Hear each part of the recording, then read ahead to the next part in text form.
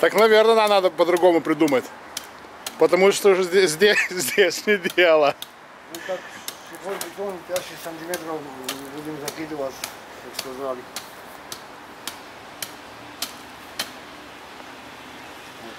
А насколько вы утрамбировали? Вы мерили? Да. Телефон будет 5-6 сантиметров.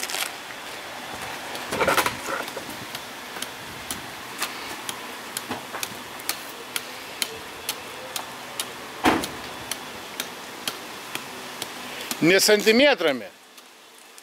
А какое давление выдерживает это? Это не мерили?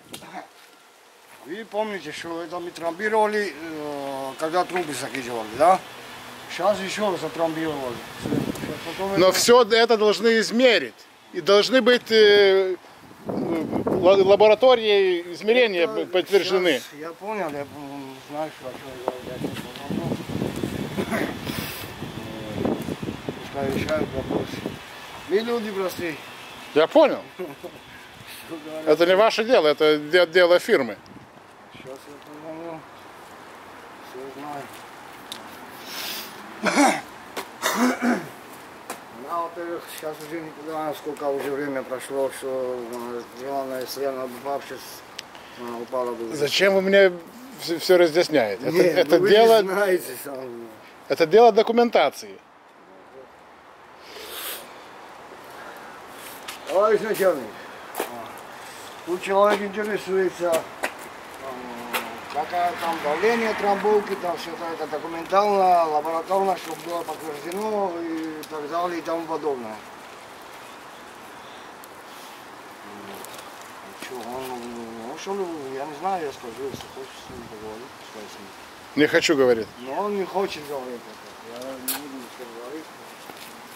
Потом я знаю.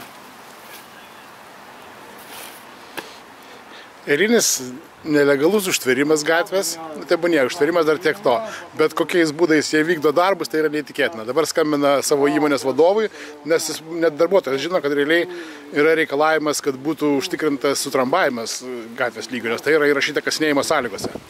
O čia beveik pusę metų savivaldybė, žinodama, kad šitas darbas yra atliktas nelegaliai, atvažiavo kažkada, net jokios baudos nesurašė, už tai, kad pjovė nedrėkindami, paskui jiems pamelavo darbininkai, kad čia vykdomi avariniai darbai, dėl to irgi jokių problemų nepastebėjo savivaldybės darbuotojai, parašiau skundą, pasakė, kad jokių problemų nėra, nors daviau ir filmuotą medžiagą, ir sąskaitą, kuri buvo iš ankstinė surašyta, ir nurodyta, kokie bus darbai, tai yra kaip įrodymai, kad čia jokie ne avariniai darbai buvo vykdomi, o tiesiog vandens vamzdžiai išplautos gruntas buvo ir asfaltas buvo nusėdęs ir sėdo pamatas. Tai visą tai pakeitė ir pagal sąskaitą buvo pasakę, kad atstatys šaligatvį, atstatys asfalto dangas, nieko absoliučiai neatstatė, tai dabar teko kreiptis į savivaldybę papildomai, nes ir Rasų valda net ir neatsakė, kodėl darbai neatlikti, o sąskaita yra šešitą didesnė negu buvo. Tai dabar panašu, kad savivaldybė pradėjus labiau domėtis, jau kažkas tai pradėjo vykti, bet irgi vyksta tokiais džamšutiniais būdais, kad gėda žiūrėti. Abu darbuotojai yra lietuvių kalbos net nemoka, čia tebūnė, bet tai, kaip vyksta darbai, tai patys matote, kad kaip beždžionėlės rankomis krapštinėja kažkokius tai šalto asfalto gabaliukus. Tai aš nežinau, kodėl savivaldybė turėtų tenkinti, nes kelias yra savivaldybės.